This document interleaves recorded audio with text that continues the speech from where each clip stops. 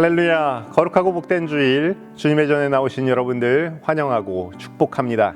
우리 이제 마음을 모아서 9월 6일 성령 강림 후 14째 주일 가정예배 시작하겠습니다. 먼저 주보에 나와 있는 공동기도 함께 읽으시면서 하나님 앞으로 나아갑시다. 여물게 하시고 깊게 하시는 주님, 은총 속에서 한 달을 매듭 짓고 감사로 새 달을 맞이하게 하심에 감사드립니다. 9월에는 우리 마음에 밝은 햇살과 선선한 바람이 가득한 날들이기를 기대합니다. 소박한 일상 속에서 단단히 여물어 가도록 우리와 동행하여 주소서. 이 가을에 떠나지 말게 하시고 이 가을에 사랑이 더 깊어지게 하소서. 이제 우리 여기 이렇게 모여 있으니 주여 우리 가운데로 어서 오소서. 절망과 고통 속에 있던 우리 상처 입은 영혼, 이 시간 당신께 다 내려놓습니다. 서로의 손길과 웃음과 위로를 통해 주여 당신이 함께 하심을 느끼니 이제 우리 어디 있든지 무슨 일을 당하든지 더는 혼자가 아님을 깨닫게 하소서. 살아계신 우리 주 예수 그리스도의 이름으로 기도드립니다. 아멘. 우리 이제 주님 가르쳐 주신 기도 드립시다. 하늘에 계신 우리 아버지여, 이름이 거룩히 여김을 받으시오며 나라의 임하옵시며 뜻이 하늘에서 이룬 것 같이 땅에서도 이루어지이다.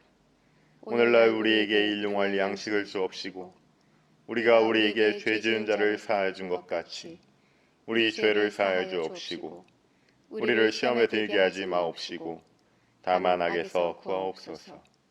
대개 나라와 권세와 영광이 아버지께 영원히 있사옵나이다. 아멘. 우리 함께 찬송가 31장 찬양하라 복되신 구세주 예수 함께 찬양합시다. 1절로 3절, 7절로 13절 말씀을 양정 목사께서 봉독해 올리겠습니다. 야훼께서 이집트 땅에서 모세와 아론에게 이르셨다. 너희는 이 달을 한 해의 첫 달로 삼고 달수를 이 달에서 시작하여 계산하여라. 너희는 이스라엘의 모든 회중에게 알려라. 이달 10일에 사람마다 한 가문에 한 마리씩, 한 집에 한 마리씩 새끼 양을 마련해 놓아라. 그리고 그 피를 받아 그것을 먹을 집의 좌우 문설주와 문 상인방에 바르라고 하여라. 그날 밤에 고기를 불에 구워 누룩 없는 빵과 쓴나물을 곁들여 먹도록 하는데 날로 먹거나 삶아 먹어서는 안 된다. 머리와 다리와 내장도 반드시 불에 구워 먹어야 한다. 그것을 아침까지 남겨두어서도 안 된다. 아침까지 남은 것은 불에 살라버려야 한다. 그것을 먹을 때는 허리에 띠를 띠고 발에는 신을 신고 손에는 지팡이를 잡고 서둘러 먹어야 한다. 이것이 나 야훼에게 드리는 과월절이다. 그날 밤 나는 이집트 땅을 지나가면서 전국에 있는 마다들을 사람이건 짐승이건 모조리 치리라. 또 이집트의 신들도 모조리 심판하리라. 나는 야훼다. 집에 피가 묻어 있으면 그것이 너희가 있는 집이라는 표가 되리라. 나는 이집트 땅을 칠 때에 그 피를 보고 너희를 쳐 죽이지 않고 넘어가겠다. 너희가 재앙을 피하여 살리라. 주님의 말씀입니다. 하나님께 감사드립니다. 할렐루야. 역사는 밤에 이루어진다는 말이 있습니다. 밤은 고요하고 어둡습니다. 그러나 우리가 생각하는 것처럼 모든 것이 잠든 시간은 아닙니다. 우리 몸도 잘 때 회복된다고 하잖아요. 그래서 의사 선생님들이 처음 만나면 하는 말이 뭡니까? 잠은 잘 주무십니까? 예요. 의사뿐만 아니죠. 목사나 상담사도 각기 다른 전문성과 목적을 갖고 있지만 잘 자는 것에 대한 관심은 같습니다. 여호와께서 그의 사랑하는 자에게 잠을 주시는도다 라고 시편 기자는 노래했습니다. 저처럼 머리만 대면 잠들고 한 번 잠들면 세상 모르고 꿀잠 자는 사람들이 주로 외우는 말씀입니다. 이 말씀이 있어서 얼마나 감사한지 몰라요. 오늘 이 구원의 축제에 함께하는 여러분 한 분 한 분도 하나님의 사랑 안에서 늘 편안하게 잠드시기를 주님의 이름으로 축원합니다. 요즘은 개역 성경을 쓰는 교회들이 많이 줄어들긴 했습니다. 우리가 방금 나눴던 사랑하는 자에게 잠을 주신다라는 말씀이 사실은 대표적인 개역 성경의 오역입니다. 온라인 예배를 함께 드리다 보면 순서 중에 성서 본문을 읽어 올리는데요. 제가 어떻게 하면 온라인 예배를 더 풍성하게 준비해서 하나님께 영광 돌릴까 기도하다가 이 팬데믹 기간 동안에는 시적이고 미려하면서 비교적 충실하게 번역된 공동번역 개정판을 사용하게 됐습니다. 사실 우리 교회도 2008년까지는 공동번역을 사용하기도 했고요. 어떤 분은 저한테 오셔서 말씀이 뭔가 더 잘 와닿는다고 하면서 공동번역 성경책을 빌려가기도 하셨어요. 공동번역에는 야훼께서는 사랑하시는 자에게 잘 때도 배불리신다라고 원문에 가까운 내용이 제공됩니다. 영어 성경들도 보면 자는 동안에 공급하신다라고 전반적으로 말하고 있습니다. 사랑하는 자에게 잠을 주신다는 말씀으로 위로받던 저처럼 잘 자던 사람들에게는 조금 아쉬운 일이지만 그럼에도 불구하고 제대로 된 번역을 보면 자는 동안에도 공급하시는 우리 하나님에 대한 고백이잖아요. 얼마나 감사합니까? 저처럼 잘 자는 사람만이 아니라 잠을 잘 못 주무시는 분들까지도 사랑하시는 하나님. 쉬지도 않으시고 공급하시는 하나님의 은혜잖아요. 하나님의 밤은 우리가 잠든 사이에도 그렇게 그의 흘리시는 땀과 더불어 운행되고 있습니다. 밤은 어쩌면 새로운 생명을 잉태시키는 어머니의 자궁에서 보내는 시간과 같습니다. 그렇게 역사라는 것은 밤이라는 태중에서 창조된 자녀입니다. 오늘 우리는 이스라엘 수천 년 역사에서 가장 중요한 밤을 맞이합니다. 그날 밤이 지나고 아침이 왔을 때는 이집트에서 노예 생활하던 히브리 민족은 역사의 뒤안길로 사라져요. 모든 묶인 것에서 자유케 하시고 죄에서 해방시키시는 하나님의 은혜의 공동체, 하나님이 이끄시는 탈출 공동체로서 새로운 역사가 탄생합니다. 그날 밤 히브리 백성들이 자는 동안에 하나님께서 사랑하시는 그의 백성들에게 공급한 것이 과연 무엇인지 그 역사의 현장으로 함께 들어가 살펴보겠습니다. 떨기나무 앞에서 신을 벗고 하나님의 명을 받은 모세는 마침내 파라오 앞에 나아갔습니다. 내가 무엇이 간데 내 백성을 해방시키겠습니까? 라고 하나님 앞에서 반문하던 모세. 말을 유창하게 하지 못하던 모세가 하나님의 권능에 힘입어 파라오 앞에서 내 백성을 보내라! 라는 하나님의 말씀을 담대하게 대언하는 거예요. 그러나 파라오는 좀처럼 하나님의 말씀에 귀를 기울이지 않습니다.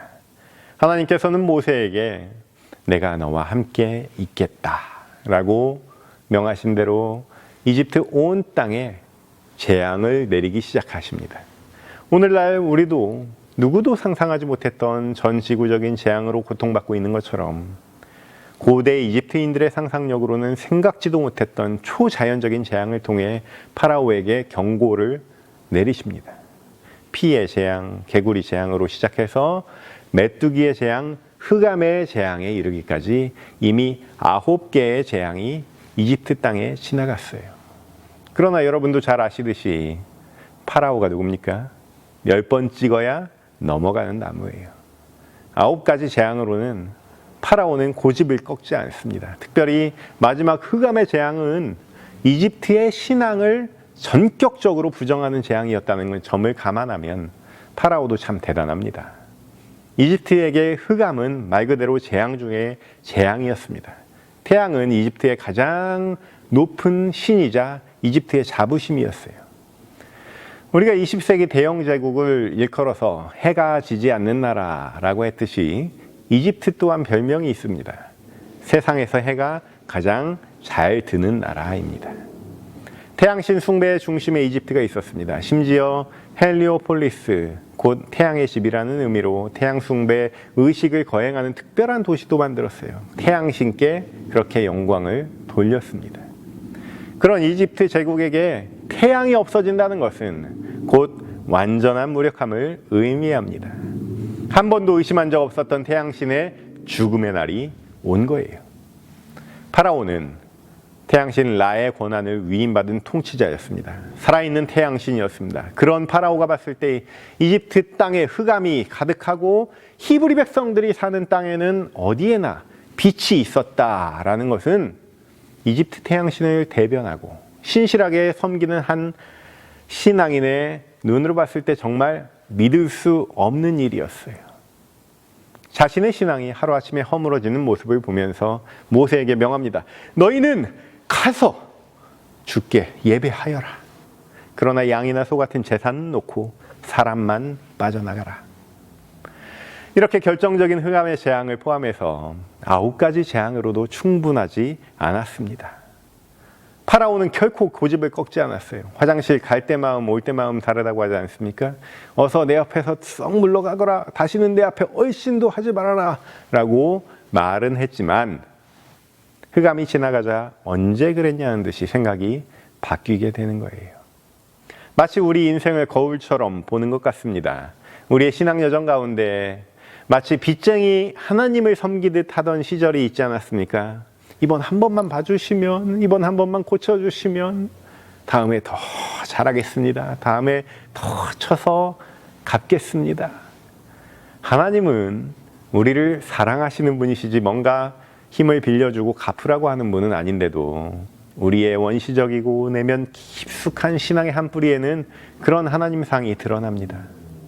하나님은 일수 가방 들고 다니면서 빚 받는 하나님이 아니라 우리를 억압에서 탈출시키시는 하나님, 고통에서 자유케 하시는 하나님이신 줄 믿습니다. 우리가 말씀을 붙잡고 살아가다 보면 하나님께서 흑암 가운데 세미한 빛을 비춰주시는 것을 느낍니다. 마치 이집트라는 세계 최강 문명국에 온 천지가 어두워서 분간할 수 없는 혼란의 시대의 한 줄기 빛으로 히브리 백성들을 비추신 하나님의 은총과 같습니다. 떨기나무 빛을 보고 다가선 모세를 기억하시죠? 빛의 초월과 모세의 내재가 만났을 때 해방이 시작된다고 지난주에 말씀드렸습니다. 오늘 본문에서도 하나님께서 한 줄기 빛을 비춰서 이스라엘을 준비시키세요. 결국 하나님께서는 10번째 재앙을 앞두고 모든 이스라엘이 단결된 행동을 하도록 이끄십니다. 먼저 모세와 아론에게 특별한 미션을 내립니다. 온 이스라엘 회중들에게 어린 양을 준비하라 라고 지시합니다. 이것이 바로 6월절의 기원이에요. 오늘 본문을 통해 율법서에서 처음으로 회중이라는 말이 나옵니다. 우리에게는 반가운 말입니다. 대표기도 대신 회중기도를 올리고 모든 회중들에게 복을 빌어주는 축도로 예배를 마칩니다. 실제로 우리 교단의 전신은 회중교회예요. 우리의 언약관계에 있는 우드리치 교회를 비롯해서 여러 이웃 교회명에 회중이 들어가 있습니다. 지난 월요일에 메이플라워호가 도착했다는 폴리머스에 잠깐 바람 쐬러 갔다 왔습니다. 오히려 서울 사람들이 남산타워 구경하러 가기 힘들다듯이 400년 된 유적지가 우리 동네인데도 한 번도 들르기 힘들다가 이제 애들 계약도 하고 그래서 하루 다녀왔는데요. 1620년도에 메이플라워 홀을 타고 온 사람들을 우리가 필그림이라고 그래요. 그 사람들이 처음 만든 교회가 바로 회중교회입니다. 영국에서 신앙을 억압당하다가 왔기 때문에 교회 안에서는 어떻게 하면 이 억압당하는 구조를 지우고 온전히 하나님만 섬길 수 있을까 해서 만든 구조가 회중교회에 반영되어 있습니다. 그렇게 실험한 민주적인 절차가 추석이 돼서 오늘날까지 미국 민주제로 이어지는 것을 볼 수 있습니다. 또한 보스턴 차 사건이 발발한 최초의 시민 불복종의 5,000명이라는 그 자원들이 사실은 회중교회 교인들이었다는 그것에 또한 우리가 자부심을 느끼고 있습니다. 오늘 본문에서는 하나님께서 처음으로 이스라엘 전체 회중들을 지목하시는 역사적인 사건이 기록되어 있습니다. 과연 어떤 일을 계획하시는지 계속 말씀을 따라가 보겠습니다. 하나님은 장자의 죽음을 선포하십니다. 마지막 10번째 재앙이에요. 그러나 최후의 일전 결정적인 순간을 앞두고 우리 하나님은 홀로 일하시지 않습니다. 마치 악기의 울림통처럼 하나님의 능력과 이스라엘 회중의 액션이 하나의 깊은 선율을 자아내요. 오늘 본문을 몇 번 읽어보시면요, 뭔가 느끼실 거예요. 장엄합니다. 마치 배경음악이 들려오는 것 같아요. 정성껏 어린 양을 마련하고 시일을 두고 어린 양과 함께 지내고 정한 기일이 되면 그 양을 잡고 그 피를 문 주위에 바르고 또한 음식을 어떻게 요리할지 그 음식을 어떤 마음가짐으로 먹어야 될지 엄중하게 말씀하십니다. 죽음의 재앙 앞에서 뭔가 기이하고 슬프고 거룩한 행위 예술이 6월절의 시작을 수놓고 있습니다. 지금까지 9가지 재앙을 지켜보던 이스라엘, 야훼의 권능과 신비를 넉넉히 지켜보던 이스라엘은 이제 더 이상 관중이 아닙니다. 플레이어로, 선수로, 주인공으로 역사 위에 당당하게 섭니다.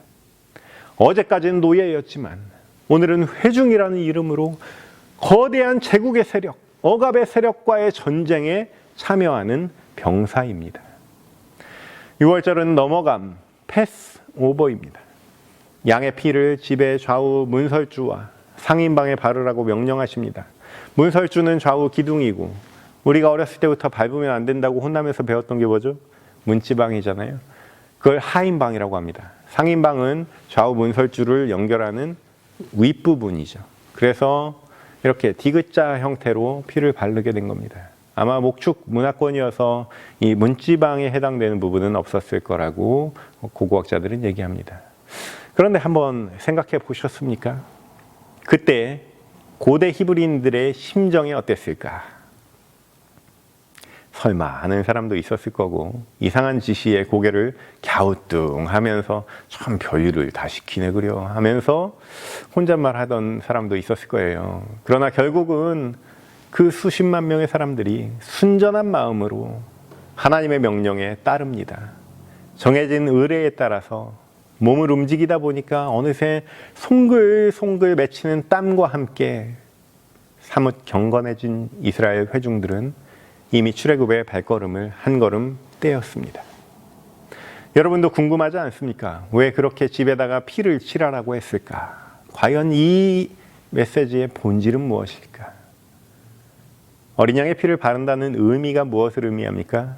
중동 전문가 김동문 선교사의 설명에 의하면 당시 태양신 라의 상징이 바로 뿔난 순양이었다는 거예요. 인도 사람들이 소를 신성하게 여기듯이 이집트 사람들은 양을 신성하게 여겼습니다. 태양신의 상징이 인격화된 순양이었습니다. 국가가 하늘로 떠받드는 동물을 전체 노예들이 하루 저녁에 동시에 잡아요. 수십만 마리의 피가 노예들이 살고 있는 빈민촌을 흐르고 여기저기에 장작불이 수만 개의 장작불이 타오릅니다. 신성함의 죽음입니다. 노예 생활을 하다 보면 그 문화에 익숙해집니다. 우리가 월급쟁이 회사 생활을 하다 보면 그 문화에 역행하는 사람들을 부러워하거나 뭔가 그냥 선택을 존중하거나 하지 못하고 혀를 끌끌 차는 거하고 비슷합니다. 아유, 쟤는 노후를 어떻게 하려고 그러나. 노예들은요, 생존이 가장 큰 관심이잖아요. 그래서 얼마나 문화에 빨리 익숙해지느냐가 목숨을 좌지우지하는 관건이 됩니다. 히브리 노예들은 그날 뼛속 깊이까지 스며들어 있었던 노예 근성과의 일전을 벌인 겁니다. 자기도 모르는 새 이집트의 문화에 젖어 있었고 나도 모르는 새 순양으로 상징된 태양신을 두려워했고 심지어 그 큰 권능에 기대는 마음이 깊이 뿌리 내리고 있었던 것을 뽑아내는 수십만이 함께 벌였던 밤의 축제였습니다. 반신반의했겠지만 정말로 그 일이 일어납니다. 이날 밤 이집트의 마다들은 죽임을 당했고 파라오의 아들 또한 죽었습니다. 주목할 것은 12절에 기록되기를 이집트의 신들도 심판을 받았다라는 거예요. 우리가 탈출한다고 했을 때 가장 먼저 놓고 와야 될 것이 그 땅의 신입니다. 6월절은 양의 고기를 남김없이 먹는 리셋의 절기예요. 또한 서둘러서 먹는 과정을 통해 애굽의 노예 생활에 자족하던 마인드도 리셋됩니다. 모범적인 이민자로서 질서를 갖추어 살아가던 습관도 재정비됩니다. 죽음과 자유의 경계선에서 밤새 숨죽이던 히브리 노예들은 당당하게 이스라엘 회중으로 리셋됩니다. 오늘 우리는 어떻습니까? 아직도 바알과 같은 풍요의 신이나 태양신 라와 같은 권능에 심취해 있지는 않습니까? 들려오는 소리로 보면 한국에서는 교회가 사망 선고를 받은 것 같다라고 합니다. 신뢰를 잃은 이유가 무엇입니까? 몇몇 사람들 때문만은 아니라고 생각해요. 자유와 해방의 하나님이 아니라 제국의 문명에 편입되고 싶어 하진 않았는지, 또 리더십들은 또 다른 파라오가 되려고 한 것은 아닌지 돌아봐야 할 때입니다. 하나님의 부름받은 이들, 탈출 공동체로 나아가는 이스라엘 회중은 장엄한 음악과 같은 유월절 의식과 더불어 그동안 익숙했던 잡다한 신들과 깨끗이 결별합니다. 자고 일어났더니 눈앞에서 다 사라져버린 거예요. 여명이 터오르는 시대에 우리는 살아가고 있습니다. 여기저기서 숫닥의 울음소리 대신 통곡 소리가 아침을 깨우는 시절처럼 느껴지기도 합니다. 그러나 하나님의 역사는 수면 밑에서 밤중에 소리 없이 운행하고 있습니다. 우리의 새로운 여정을 위해 예비하고 계시는 하나님을 선택하고 그 규례를 따를 때인 줄로 믿습니다. 그 어떤 재앙이 와도 우리는 하나님의 백성입니다. 그 어떤 재앙도 두렵지 않습니다. 하나님의 구원 열차에 올라탔기 때문입니다. 고요함 가운데 하나님만 바라고 나아갑시다. 이유도 모른 채 문설주의 양의 피를 바르던 그들의 순전함을 기억합시다. 유월절 어린 양의 피로 우리를 구원하신 예수 그리스도의 십자가를 기억하시기를 바랍니다. 자유케 하시는 하나님의 계획에 함께하는 모든 회중들에게 만물을 새롭게 하는 해방의 은총이 가득할 줄 믿습니다. 기도하겠습니다. 주님 감사합니다. 우리를 자유케 하신 은혜에 감사드립니다. 이제는 모든 죄 가운데서 떠나게 하시고 모든 노예 상태에서 우상의 죽음을 선포하게 하옵소서. 새 소망 되신 하나님의 은총의 여정에 우리 모든 회중들 함께 거하게 하여 주옵소서. 감사하며 예수님의 이름으로 기도드리옵나이다. 아멘. 우리 함께 찬송가 268장 죄에서 자유를 얻게 함은 함께 우리 주 예수 그리스도의 은혜와 우리 하나님의 극진하신 사랑하심과 성령의 감동감화 역사교통 충만하심이 오늘 이 자리에 하나님의 부르심에 순종하고 탈출의 새 역사에 주체로 참여하길 소망하는 이 자리에 모인 모든 회중들 머리 위에 지금부터 영원까지 함께 계시기를 간절히 축원하옵나이다. 아멘.